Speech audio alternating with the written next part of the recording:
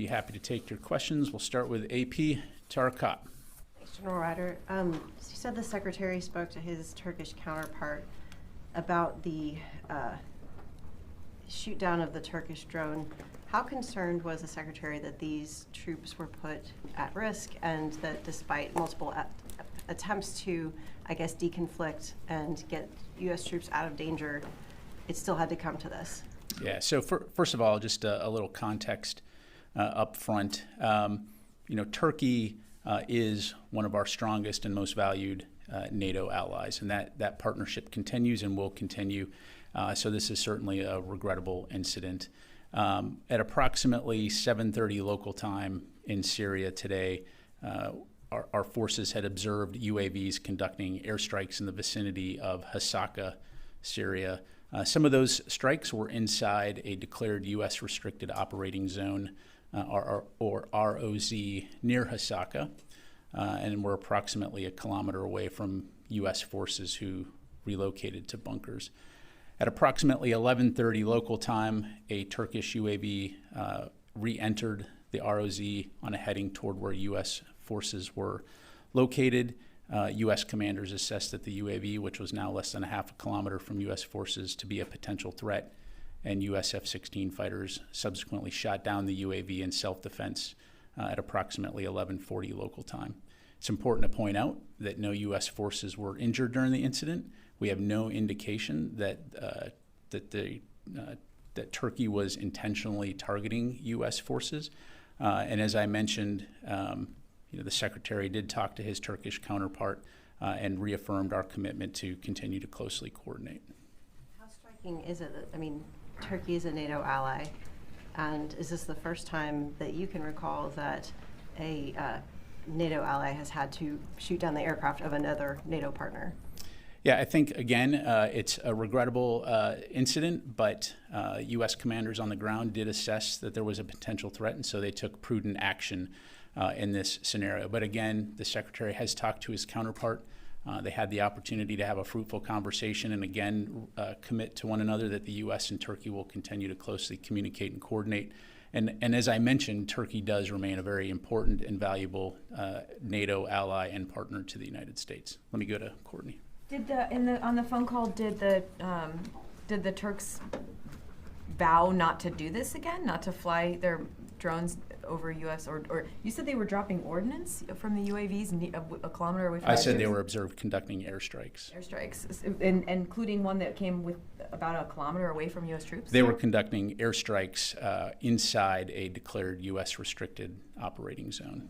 Did they have this phone call? Did they agree not to do that anymore, or is that? Well, I won't speak for the Turkish minister. I would say that the bottom line is it was a very productive discussion on both sides, and again, a commitment that we would continue to closely coordinate to prevent putting U.S. forces at risk, a reaffirmation of the strong partnership that our two countries share, and also an acknowledgement that, again, we will keep lines of communication open, particularly given that region of the world and the focus on the Defeat ISIS mission. Can you say a little bit about how the U.S. communicated with the Turks before and told them that they would shoot the drone down?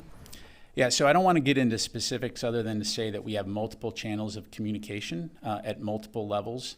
As you know, U.S. forces, as part of the global coalition to defeat ISIS, have been operating in that area for a while. And of course, being on the border of Turkey, and having U.S. forces stationed in Turkey, we have multiple ways to communicate with our Turkish allies. But can you say about what level it escalated to before the shoot down? Did it get as high as the commander of Central Command or something like that? Like, how high up did it go?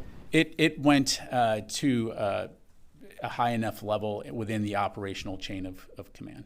I'll just leave it at that. Okay. Yeah, Matt. Thanks, Matt. So to be clear, the concern here was that drone, you said, re-entered, got within a half kilometer, that it might have launched an air-to-ground missile so close to U.S. forces that it could have endangered their lives? Again, based on the observation of airstrikes being conducted and the fact that this drone was, upwards of nearly half a kilometer from U.S. forces, U.S. commanders made the determination that it was a self-defense threat, and so appropriate action was taken. So how concerning is it that as my colleague said, with a NATO ally puts the U.S. in a position to take self-defense actions, either through negligence or otherwise. Well, look, again, this is a regrettable incident, and Secretary Austin has spoken with the Minister of Defense in Turkey, and again, we will communicate at all levels. And so we will stay focused on the defeat ISIS mission in Syria. That's why we're there in the first place. And so that will continue to remain our focus. Thank you. Thank you. Sir. Thank you very much, General. First question. Was the United States or the chain of command really thinking that the Turkish UAVs were going to strike American bases there? Is that why this strike was done? You know, letting the Turkish UAV was shot down because all rules of engagement have changed. That's why this incident took place. Yeah, well, again, as I laid out, based on the situation on the ground and based on the observation, the decision was made out of due diligence and the inherent right of self-defense to take appropriate action to protect U.S. forces. As I said, based on the discussions with the Turkish defense minister and post shoot-down analysis, we have no initial indications that Turkey was intentionally targeting U.S. forces. Again, it was a regrettable incident, and we will continue to keep those lines of communication open to hopefully prevent these types of incidents from happening again. One last question, please. Sure. So you told CNN Turk just last night that the United States stands firmly by Turkey and its people in their legitimate fight against the PKK. And according to your NATO ally, they're doing exactly that in northern and northeastern Syria. So this difference of opinion in the terminology, PKK, YPG, SDF, how are you looking to resolve that? Or are these two NATO allies going to keep shooting each other? Yeah, thanks, Eunice. Well, let me just reiterate what I provided to you yesterday. And you're right, as I said in my opening comments, we do stand firmly with our NATO ally, Turkey, and the Turkish people in their fight against the PKK. And the PKK has been designated as a foreign terrorist organization by the United States. So we condemn any act of terrorism against Turkey and the people of Turkey, and we recognize that the PKK poses a legitimate security threat. When it comes to northern Syria, we do remain concerned about the potential impacts of military escalation in that region, in so much as it affects the civilian population, and importantly, as it affects our ability to maintain focus on rooting out ISIS. And so the coalition and the United States remain very, very focused on rooting out the last elements of ISIS in this region. And so the potential for escalation, military escalation in that region, can serve to become a distraction on this critical work, create instability in the region. And it's been a hard, we've talked about this before, it's been a hard-fought battle to prevent ISIS from resurging. And so that is what we're going to continue to stay focused on. We're going to continue to advocate for de-escalation and the maintenance of ceasefires, but we will never question Turkey's legitimate right to protect its people from terrorists. Thank you very much. Sir. Sir, do you have, first you said, you mentioned that there's no indication that the Turkish UAVs were targeting U.S. forces. Do you have an indication of what they may have been targeting in the area? Then I have a follow-up. I refer you to Turkey to talk about their operations. Okay. And do you have a sense of whether this was a Turkish military drone or perhaps from another agency? Yeah, I'd refer you to Turkey to talk about their operations and their equipment. Yes, ma'am. Thank you. Turkey says that terrorists who were planning suicide attack in Ankara came from Syria, and that they warned third parties, which is obviously the U.S., to avoid PKK, YPG facilities. I'm just following up my colleague's question, actually. What kind of facilities have been in those U.S. restricted areas, YPG, SDF, or solely U.S.? Yeah, I'm not sure I fully understand what you're asking, but in terms of U.S. presence in Northeast Syria, I mean, if you've been following this since 2014, at the height of ISIS, the United States has maintained a presence in this ungoverned space, working very closely with our vetted local partners in the region, the Syrian Democratic Forces. And so that, as part of a global coalition to defeat ISIS, is what we continue to stay focused on. But as I mentioned to your colleague, Eunice, when it comes to the PKK, we recognize and have declared the PKK a foreign terrorist organization, and again, fully understand Turkey's legitimate right to defend itself. Yep, let me move on. Just Chris. a follow-up. Thanks, Pat. to clarify something, you said there are multiple levels of communications with the Turks. Did the U.S. make repeated requests regarding this incident, that the drone leave that area, and warn that if it did not, or if it encroached again, action would be taken against it? And did Turkey acknowledge those requests before this action was taken? Yeah, thanks, Chris. I'm not going to go into the specifics other than to say yes, we did communicate with Turkey. Our inherent right to self-defense in the face of a potential threat. But again, in this particular case, it's a regrettable incident. No U.S. forces were harmed. We took appropriate action based on the situation on the ground. Thank you. Fadi. Thank you, General. I'm still confused trying to understand what really happened, because you say it's a regrettable incident. Not sure what part is regrettable. Well, it's regrettable when you have two NATO allies and there's an incident like this. So again, the Secretary was able to have a phone call with his counterpart this morning and talk about the situation.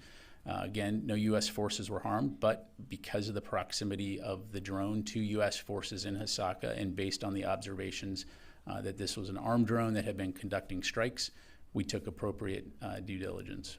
And you said, initial indication, there's no intention on the Turkish side to target U.S. forces.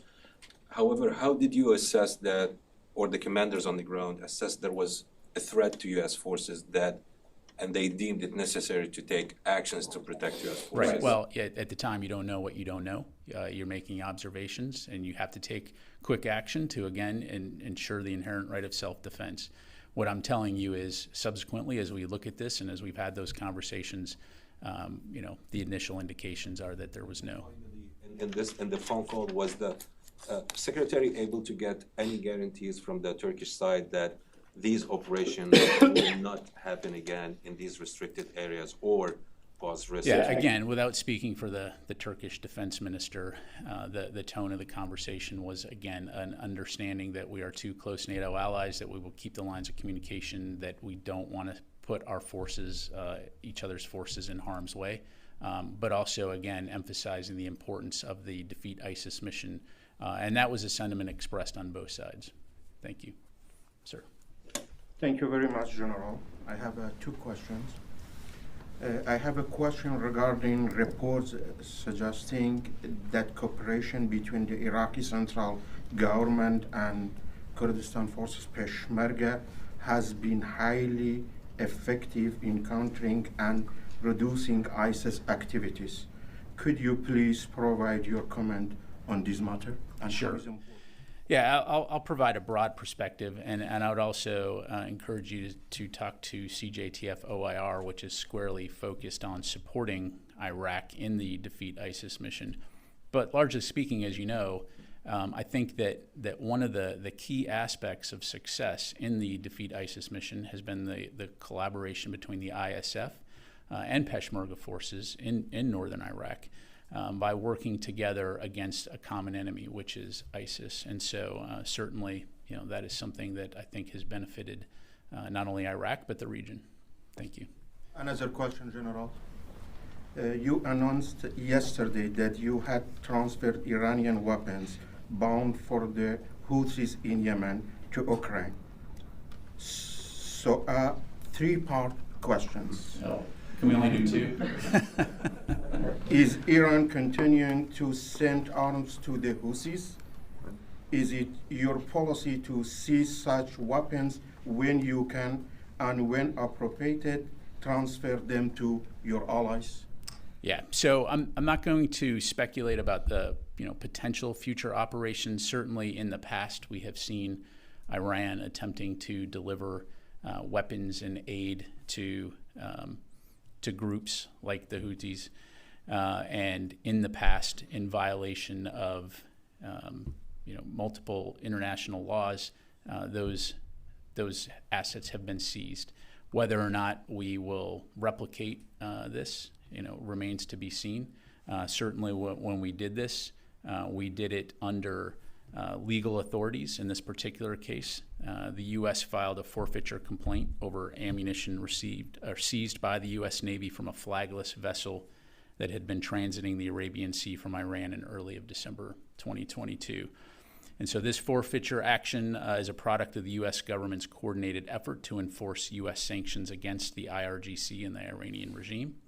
And on July 20th of 2023, a final order of forfeiture was issued by a U.S. District Court for the District of Columbia, and the Department of Justice put out a press release which provides additional information on this forfeiture complaint. So thank you very much. Sir. Thank you, sir. Two questions. One, as far as U.S.-India relations are concerned, India made a history recently at the G20 hosting leaders from around the globe. And President Biden was very clear about U.S.-India relations there. And last week here, Indian Foreign Minister was in the building, Mr. Jaishankar. So where do we stand as far as military-to-military relation after G20, and also if there are any secretaries visiting India or Indian defense minister coming here? Yeah, thanks very much for the question. I don't have any announcements to make right now regarding any potential visits, other than to say that, as you know, we very much appreciate our relationship with India on a defense level. We continue to foster a stronger defense partnership with India, and that is something that I think you'll continue to see us do going forward.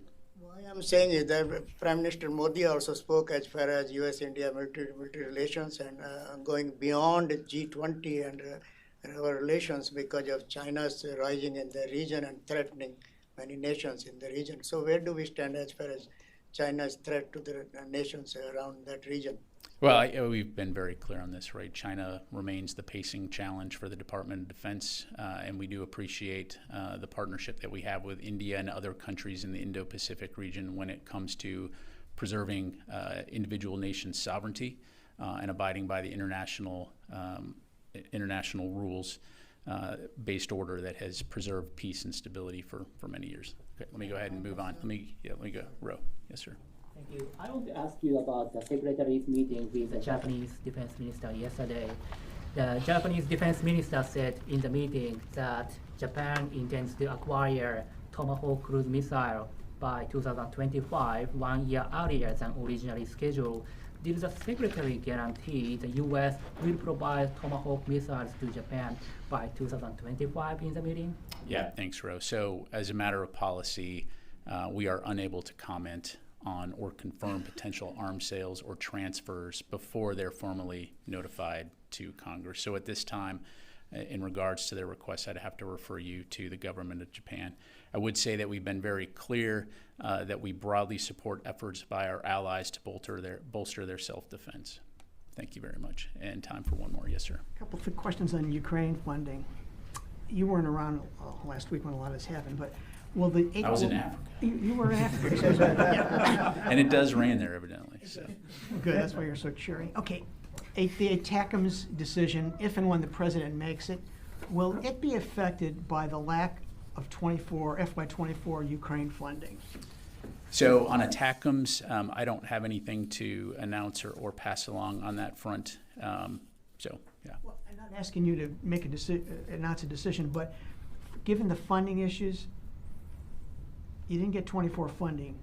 If the president makes a decision, do you have money and authority to pull the ATACMS from Army inventories to send to Ukraine? So what I would say, Tony, is I'm not going to get into the potential impact on specific systems or capability as it relates to Ukraine security assistance.